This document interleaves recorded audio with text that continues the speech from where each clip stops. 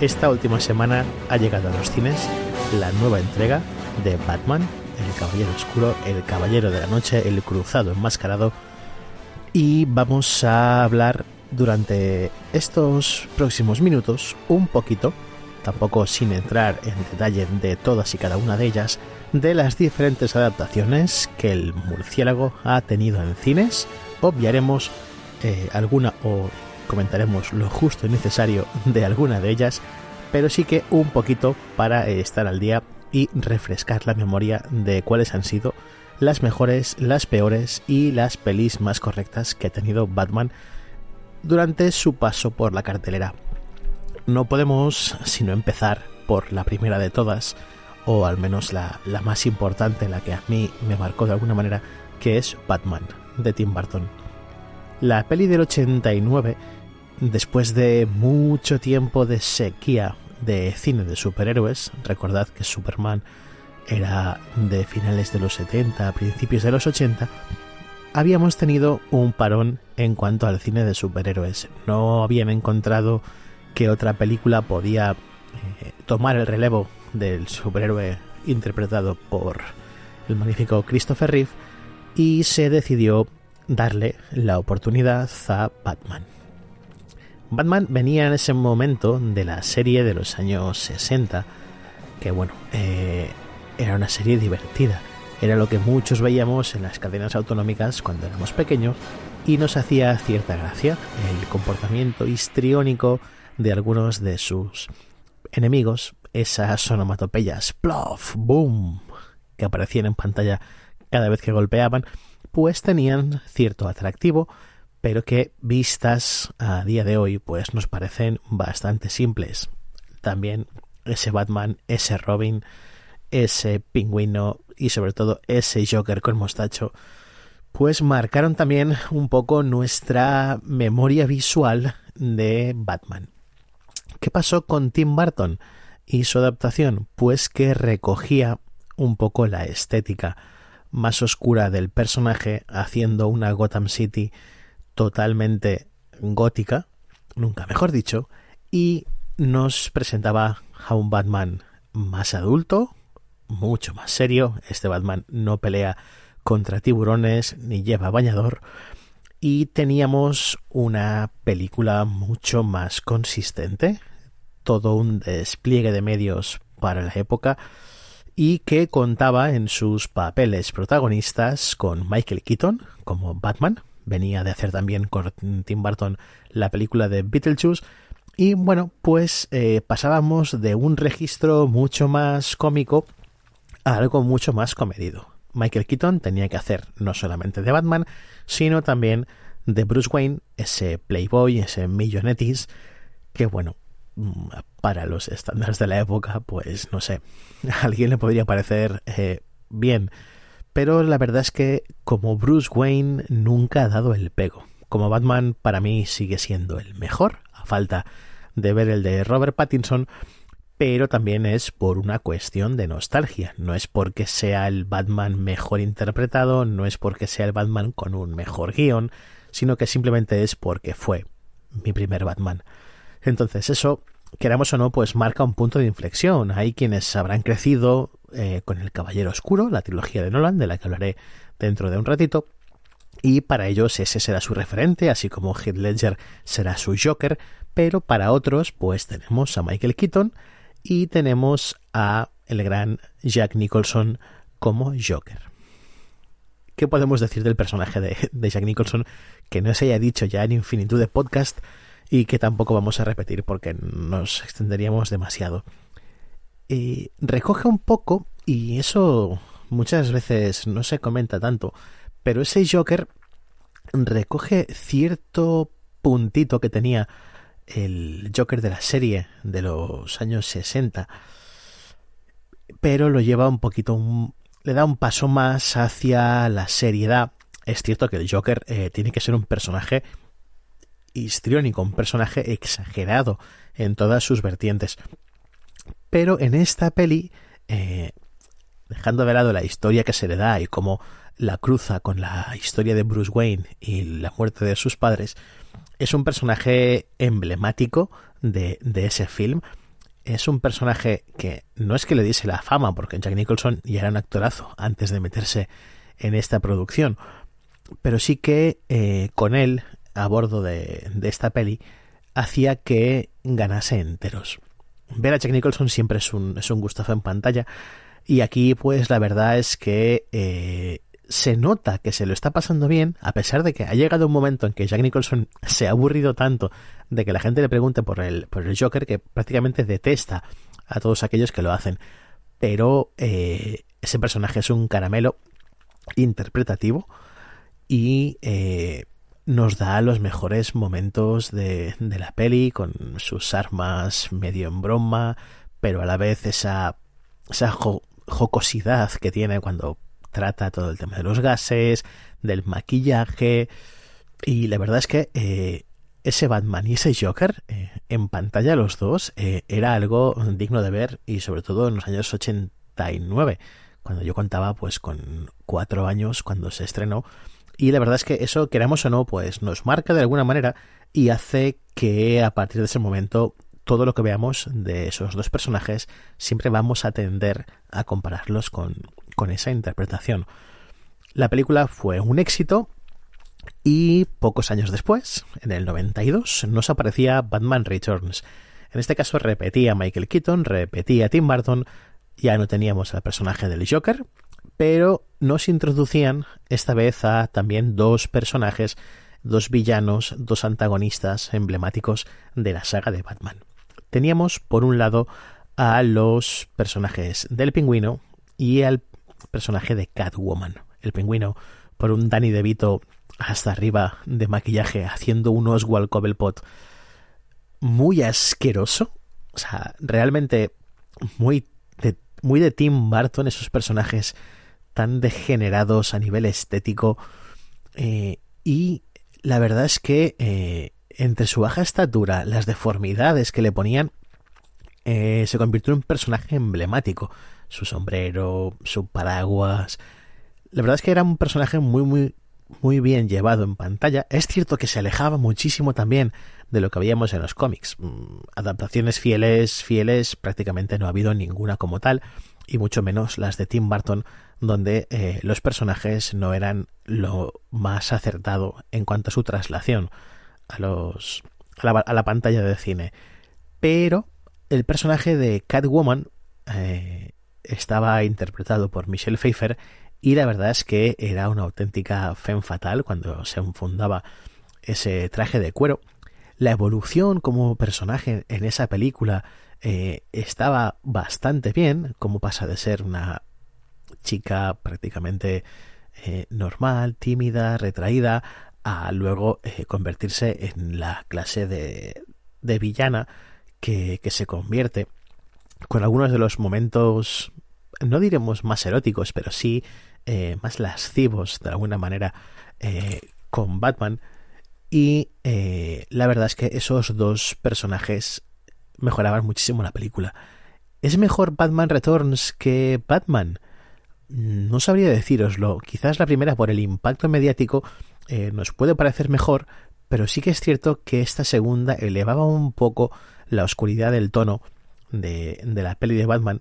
Teníamos una Gotham City también bastante bien trasladada. Teníamos esas alcantarillas con el Pingüino como parte de la ciudad, que luego hemos visto en cómics, que estaba muy bien.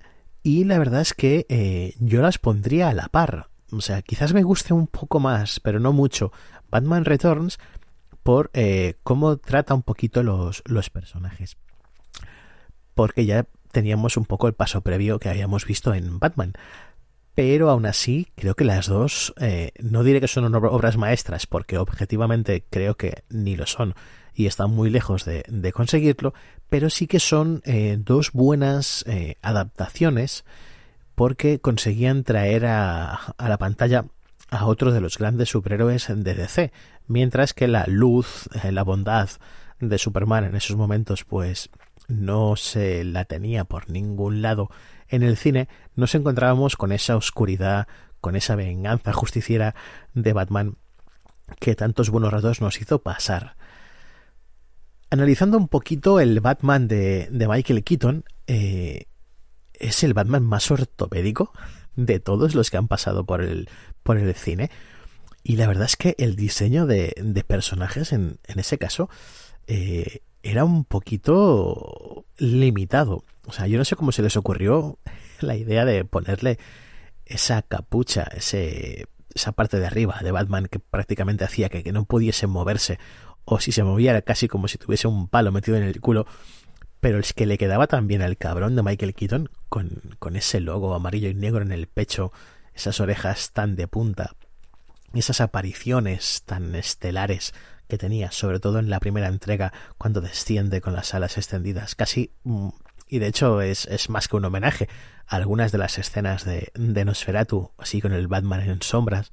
La verdad es que como conceptos, como iconos, era una jodida maravilla, y no podíamos tampoco olvidarnos de la maravillosa banda sonora de Danny Elfman para esta película, sobre todo para la primera. Dejaré de lado todo el tema de la banda sonora con canciones de Prince y todo eso, porque bueno, están bien, pero a mí no es que me gusta demasiado. Pero sí que el score de Danny Elfman con el leitmotiv de Batman, que es inolvidable ya, y fue incluso recuperado para la Liga de la Justicia, eso marcó un antes y un después en cuanto al cine de superhéroes. Después de eso tuvimos un pequeñito parón de unos añitos, no muchos tampoco, porque luego volvería a meterse en el disfraz de Batman al actor Val Kilmer en su película Batman Forever. No diré que es una tercera parte, porque me niego a considerar que es una tercera parte de la de Tim Burton, sino que tenemos otra historia más de Batman, esta vez bajo la batuta de Joel Schumacher, que la verdad es que ahí la peli empezaba bien, pero luego nos encontrábamos con todo un paso hacia el histrionismo, hacia las luces de neón, y la verdad es que era duro de ver, al menos en estas épocas. Sí que es cierto que en su momento, con el estreno, pues bueno, la verdad es que podíamos estar ante un producto más o menos correcto. Ya el póster de por sí era un poquito bastante cutre, donde bueno, teníamos al Batman de Val Kilmer en una posición de perfil que bueno, que quedaba bien, porque la verdad es que a Val Kilmer el traje pues también le queda bien. Incluso casi luce mejor que Michael Keaton en cuanto a nivel físico, pero es que todo lo demás no acompañaba para nada al conjunto de la película. Aparecían esta vez otros villanos diferentes. Si algo se caracterizaba en estas pelis, por fin, era que no volvíamos a repetir otra vez los mismos villanos que teníamos en la película anterior. Más que nada porque no eran reboots como tal, sino que pretendían continuar un poco con las hazañas del cruzado enmascarado de Batman, y aparecían, como no, Dos Caras y Enigma, que por cierto es el villano Enigma, el que va a salir ahora en The Batman, la nueva entrega. Pero claro, ¿quién estaba detrás de esos personajes? A priori, Enigma podría parecer que sería uno de los grandes personajes, porque teníamos a Jim Carrey, y sabemos cuán histriónico, repito otra vez la palabra, es Jim Carrey, cómo sabe deformar su cara, cómo sabe jugar con ese humor, que a muchos no les gusta, pero para según qué papeles es casi ideal. Como Enigma podría estar muy bien, sobre todo si tenemos un poquito en cuenta el Enigma de algunos de los cómics, no tanto el Enigma que podemos ver en las últimas reinterpretaciones de los cómics, donde se le da un tono mucho más serio, casi todo a partir de algunos cómics, como por ejemplo El Largo Halloween, donde sí que lo vemos un poco juguetón, como debe ser, con su traje característico de interrogantes, el color verde, muy a lo irlandés. Pero Jim Carrey en esta película estaba todavía más exagerado de lo que es normal en él. y eso no ayudaba para nada a tomarse más en serio la película. Por otra parte, teníamos al personaje de dos caras, y en este caso teníamos nada más y nada menos que a Tommy Lee Jones en el papel de Harvey Dent, dos caras, que bueno, también aquí estaba completamente exagerado, y es una tónica que se va a repetir con casi todos los villanos de esta película y de su secuela, Batman y Robin, esa secuela para casi todos horrible, que la defenestramos por todos lados de lo mala que llega a ser, donde teníamos como villanos a Mr. Freeze, al señor Frío, con Arnold Schwarzenegger en el papel, y teníamos a Poison Ivy, Hiedra Venenosa, interpretada en este caso por Uma Thurman. Esas dos pelis, es que no se me ocurre nada bueno que decir de ellas, porque es que tampoco es que sean a nivel visual algo para recordar. Así como en las de Tim Burton, pues Gotham City se notaba mucho que era un matte painting en muchas ocasiones, pero daba una sensación de ciudad gótica que molaba mucho, y veías esos fondos, veías esa recreación, sí, de cartón piedra en muchas ocasiones, pero es que en las pelis de Joel Schumacher todo es demasiado. O sea, todos son luces de neón, los planos de cámara hay algunos picados, contrapicados, que magnifican esa sensación de teatralidad, y no ayuda para nada toda la gama de colores que vemos en esas pelis. La verdad es que no sé por qué se cogió a Joel Schumacher para hacer estas pelis de Batman. Hay incluso quien ha llegado a hablar de que esas pelis son reivindicaciones y no sé qué historias del movimiento LGTBI. Yo no he llegado a verlo en ningún momento, pero creo que hay otras opciones para reivindicar ese movimiento y no meternos con una de Batman que realmente encima es mala. Entonces, en ese sentido, no creo que valga mucho la pena meterse más con ella, salvo porque nos planteaba, por fin, después de 2 entregas con Tim Burton, en la primera de Joel Schumacher, en Batman Forever, aparecía el personaje de Robin. Evidentemente, todos asociábamos a Batman y Robin por la serie de animación, por la serie de los años 60, y sabíamos que es un tándem que prácticamente es indivisible. No entendemos un Batman sin su Robin.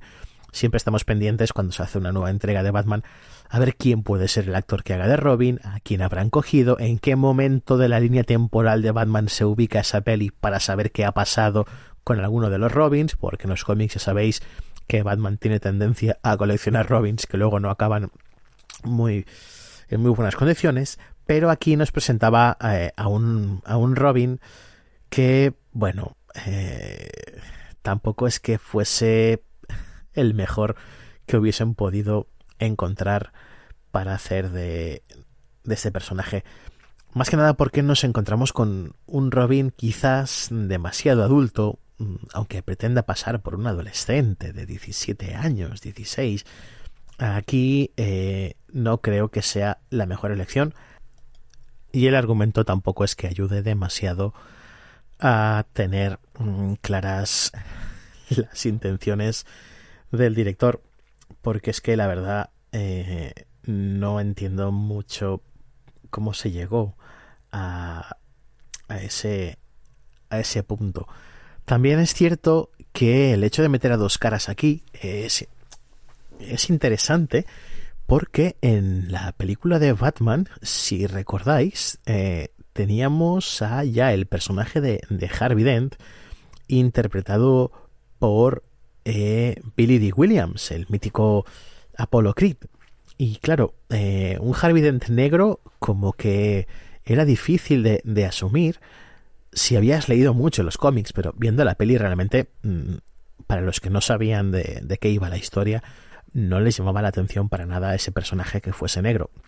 Con lo cual, también es algo para tener un poquito en cuenta en cuanto criticamos, y yo soy el primero que lo hace, las adaptaciones extrañas para según qué personajes. En esta peli es interesante, o al menos es curioso intentar ver cómo el argumento, al menos o a nivel de desarrollo, ¿vale? Para que veáis un poquito el cambio que hubo de las versiones de Tim Burton a este. En esta película, Michael Keaton decidió no repetir como Batman porque no estaba de acuerdo para nada con el guión ni con el director. De hecho, le parecía el guión horrible y a los resultados creo que nos remitimos.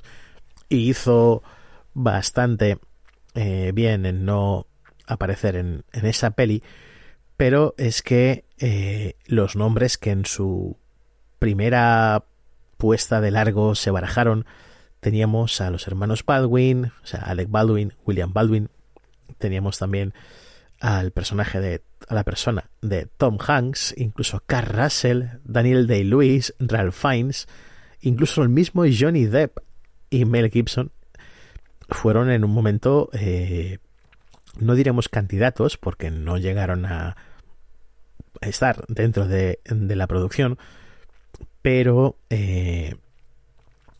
hubiese sido curioso ver a alguno de ellos, sobre todo a Dean Cain, que si igual el nombre no os dice nada, sí que os tiene que sonar por la serie de televisión de Lois y Clark, Las nuevas aventuras de Superman. Imaginaos el actor de Superman en la tele haciendo de Batman en esta nueva entrega, incluso al mismo Tom Hanks. No sé, hubiese sido algo muy extraño, pero seguro que nada comparado con el Superman de Nicolas Cage, dirigido por Tim Burton, que finalmente no llegó a producirse.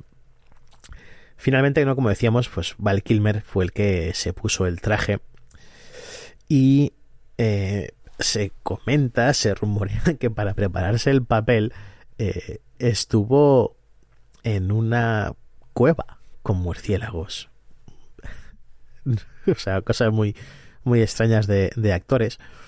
Aunque luego es cierto que en esta peli hay alguna escena eliminada con un murciélago gigante para reflejar un poco los miedos de Batman, de Bruce Wayne, que no llegó a salir en el film, pero que luego es cierto que Christopher Nolan recupera un poquito todo ese miedo, esa cueva con murciélagos para Batman Begins, pero a diferencia de todo lo que hizo Schumacher, con Nolan, nos guste más o nos guste menos, le salió bastante bien todo el tema de la presentación de personajes. En cuanto a personajes femeninos, si en las pelis de Tim Burton teníamos a Kim Basinger en la primera y luego teníamos a Michelle Pfeiffer en la segunda, en esta la que asume un poco el papel de mujer en el film fue Nicole Kidman.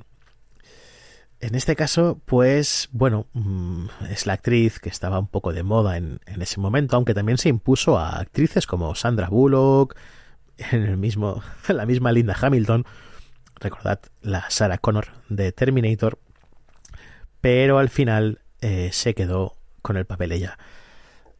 Hemos dicho que teníamos en la película original a Billy Dee Williams como dos caras, aunque en esta se comenta, se rumorea que iba a aparecer como dos caras, aunque bueno, parece que le untaron bastante bien de dinero para que no apareciera y en ese caso poder poner a otro actor que fue Tommy Lee Jones.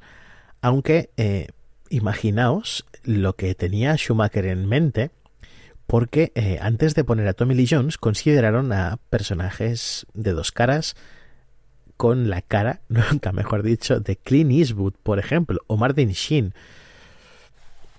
O sea, pudo ser algo bastante rocambolesco, ya más que lo que se pretendía, pero lo que sí que realmente creo que fue, no sé si es una cagada, pero para el personaje de Enigma, en este caso, las ideas que se barajaban en la mesa era que fuese interpretado por Robin Williams.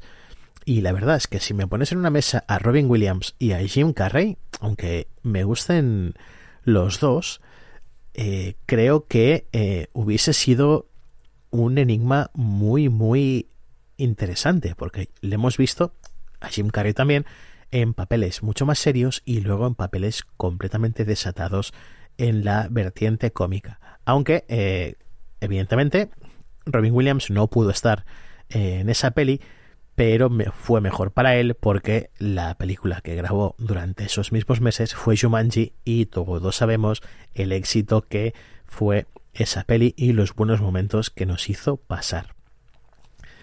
Esto un poquito para que veáis todos los cambios extraños que habían en esa peli. Incluso ya como os decía antes con el personaje de Robin. Entonces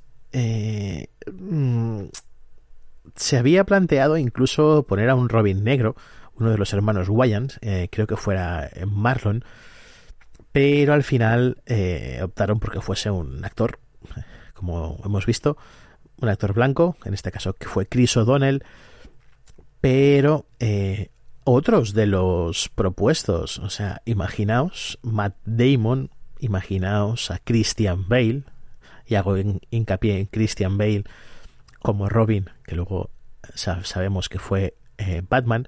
También estaba metido por ahí el nombre de DiCaprio, como prácticamente en todo lo que había a mediados de los 90. Y esos fueron quizás los más destacados, aunque bueno, DiCaprio directamente rechazó el papel y no me extraña. Pero quedó lo que quedó. Val Kilmer, Chris O'Donnell, Tommy Lee Jones, Jim Carrey y poco más salvable de esta película, salvo el Batman, que creo que más o menos queda bien en pantalla, pero todo lo demás fue horrible, horrible y horrible. Entonces, la secuela de esta peli, que fue Batman y Robin, también fue un completo desastre.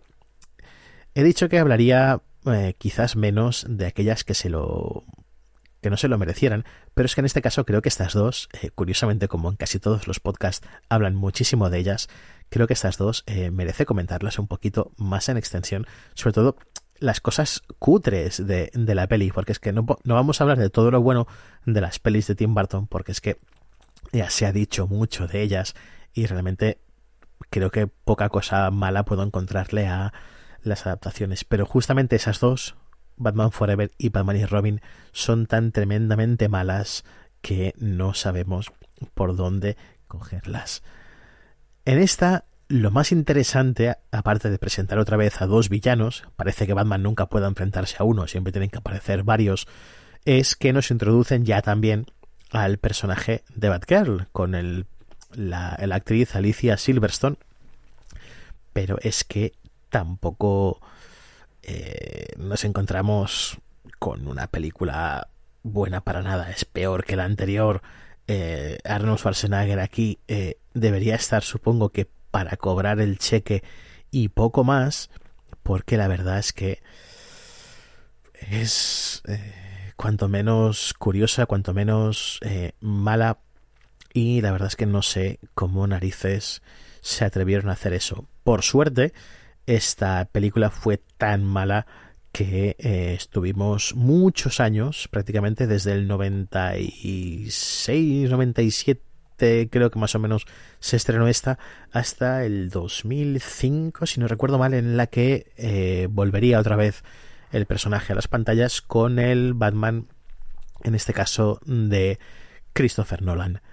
Ahora sí que con esta trilogía de Christopher Nolan vamos a detenernos un poquito y hablaremos, no tan largo entendido, porque tiene cosas muy buenas, tiene cosas muy malas, pero por lo menos volvíamos a encontrarnos con un Batman serio, con una película de mucho presupuesto, por lo menos a partir de la segunda, pero sí que teníamos ya un director que se creía al personaje y quería hacernos creer la historia que intentaba contarnos y huía completamente de la mamarrachada que había sido la versión anterior de Joel Schumacher. Así que escuchamos un momentito un trocito de los trailers de Batman Begins y continuamos.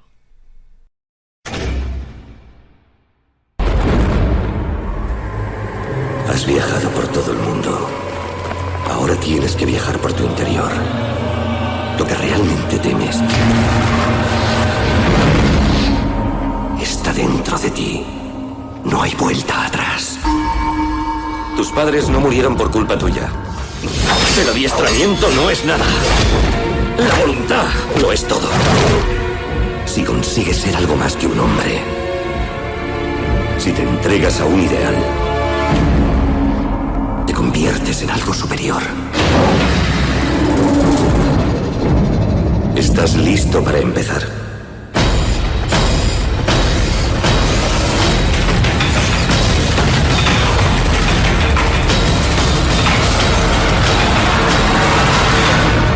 ¿Dónde estás? Aquí.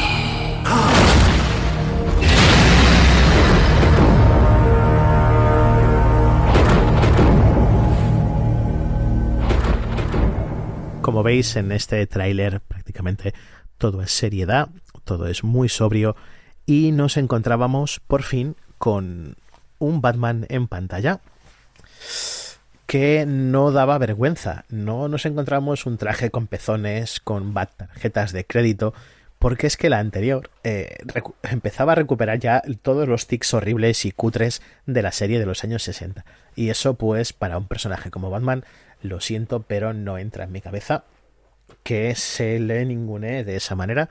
Es cierto que nos encontramos con un tipo rico que puede hacer lo que quiera, pero no necesita esas tonterías.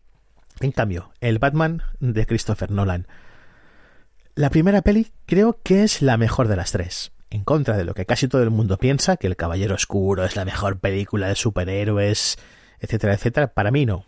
Christopher Nolan nos hace tres películas muy buenas sobre un justiciero, pero tampoco veo a Batman por ahí. O sea, sigue siendo mejor el Batman de Tim Burton en cuanto a esencia, en cuanto a puesta en escena, que el Batman de Nolan. Aquí ahora seguro que muchos me tiraréis piedras, me insultaréis o lo que queráis, pero creo que la única buena película de Batman, o al menos el Batman que a mí me gusta, que es el que es un poquito más detective, es el que está empezando, es el de Batman Begins. Ahí vemos cómo se forma Batman, vemos cómo llega a Gotham, vemos sus primeros pasos como justiciero, como vengador. En cambio, en El Caballero Oscuro, es cierto que tenemos al Joker de Heath Ledger con una interpretación muy buena, pero ¿realmente es tan buena para llevarse el Oscar? ¿O realmente se lo dieron por el trágico final que tuvo? Porque la verdad, creo que el personaje está bien, pero no creo que sea para tanto. A mí ese Joker personalmente no me acaba de gustar. Es cierto que dentro de ese toque de realidad que nos quiere dar Christopher Nolan, el personaje cuadra muy bien. Y de hecho, joder, Heath Ledger lo hace rematadamente bien. Eso no podemos negarlo, sería de estúpidos. Así como la puesta en escena de toda la peli. Una Gotham City que es más un Chicago, una Nueva York, algo mucho más real, pero no desprende ese ambiente de oscuridad, ese ambiente de decadencia que sí que podíamos ver en los cómics, donde Gotham City al final no deja de ser un personaje más de las historias.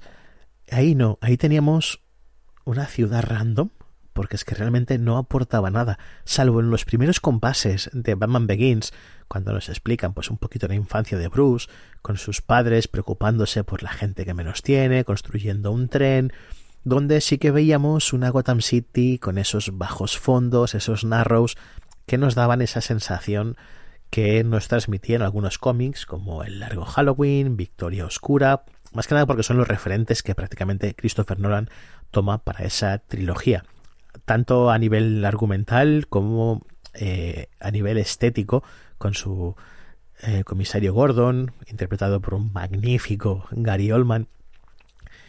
Pero más allá de eso, la trama está bien, pero en una película de Batman lo que más nos interesa es ver a Batman. Y eso en la trilogía de Christopher Nolan bascula. Es un sí, pero no. Sobre todo en la tercera parte, la La leyenda renace. Ese Bane con Tom Hardy, que sí, está imponente físicamente y todo, pero esa tercera es una película que creo que es muy mala.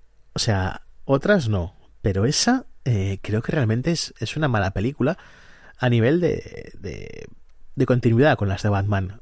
A nivel estético y a nivel de presupuesto y a nivel de dirección es muy buena, eso no podemos negárselo a Christopher Nolan, pero sí que da la sensación de que esa tercera parte de la trilogía es un puro trámite para cobrar un cheque y poder hacer otras de las películas que le interesaban a Christopher Nolan, porque entre unas y otras, recordad que nos dio Origen y sobre todo nos dio Interestelar, que creo que fue la que hizo después del Caballero Oscuro, La leyenda renace, con lo que parece que más que sea un peaje a pagar el acabar la trilogía para que Warner te financie tu proyecto más personal.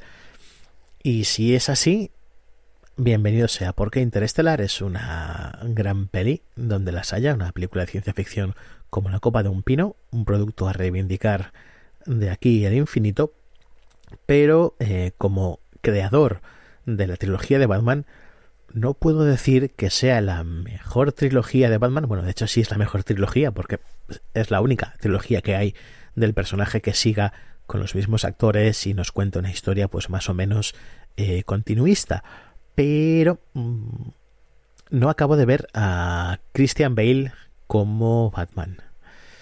O mejor, como Bruce Wayne. Quizás yo el problema que tenga con los Batmans de cines sea Bruce Wayne, que no acabo de verlo bastante en ese papel, porque al final dentro de Batman, está mal decirlo, pero puedes meter a casi cualquiera mientras tenga un buen físico y el director sea capaz de rodar buenas escenas.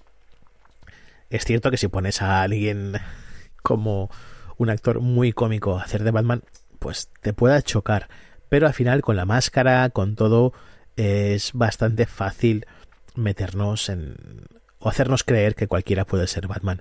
En cambio, cuando tenemos que tratar la parte humana de Batman, la parte social, ese alter ego que es Bruce Wayne, pues ahí ya empiezan a chirriar muchas de las interpretaciones. No me parecía un buen Bruce Wayne Michael Keaton, me parecía quizás un pelín más correcto Val Kilmer.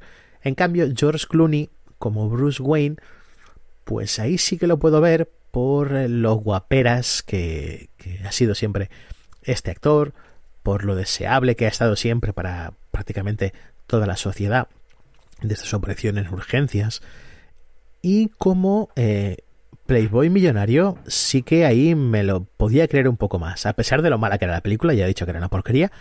Ese Bruce Wayne no estaba mal del todo, pero fallaba en todo lo demás. En cambio aquí, con Christian Bale, pues la cosa flojea un poquito en cuanto a esa parte. Como Batman, creo que cero problemas, luce bien, se mueve bien, nos encontramos con unos trajes de Batman mucho más acordes a la época actual, donde prima más la agilidad, el movimiento, la resistencia de los trajes que no lucir tan bien en pantalla, aunque realmente lo hace. Quizás en Batman Begins me sigue gustando más, no sé por qué, tengo fijación con esa película, creo que está todo como mejor medido, como mejor interpretado, y el diseño de producción creo que ahí se esmeró más, quizás porque era la primera y no sabían qué continuidad podía tener y se esforzaron un poco más, pero es cierto que en las 3 entregas la evolución del traje de Batman pues está muy bien. Luego, después de la trilogía de Christopher Nolan, viene toda la parte de Zack Snyder y la introducción de Batman en sus productos, porque esta es la última vez con Christopher Nolan que hemos tenido una película en solitario de Batman. Hubo rumores que después de Batman vs Superman, la Liga de la Justicia, iba a haber una película en solitario interpretada por Ben Affleck, también iba a ser dirigida por él y iba a contar un poco el enfrentamiento entre Batman y Deathstroke, ya que en alguna escena post-créditos, creo que es de la misma Liga de la Justicia, aparecía ese personaje, interpretado por Joe Manganiello. Entonces, hubiese estado bien, porque realmente Ben Affleck como Batman es imponente. Para mí, físicamente es el mejor Batman que hemos visto en cines. Ya os digo, me falta ver la parte de Robert Pattinson, pero el cuerpazo que tiene Ben Affleck en esas interpretaciones que ha hecho en 2 pelis, porque el cameo en la Liga de la Justicia no creo que no cuenta, luce estupendamente. Luego tenemos ya quizás otra vez el problemilla con Bruce Wayne, aunque aquí estamos hablando de un Batman ya con muchos años a sus espaldas de justiciero, asqueado de todo, pero aún así físicamente creo que es el mejor Batman, con las mejores escenas de acción que han tenido todas las adaptaciones, y es una lástima que no se siguiese por ese camino. Hubiese molado mucho ver la interpretación y quizás también la dirección, porque Ben Affleck es un muy buen director, de su concepto de Batman.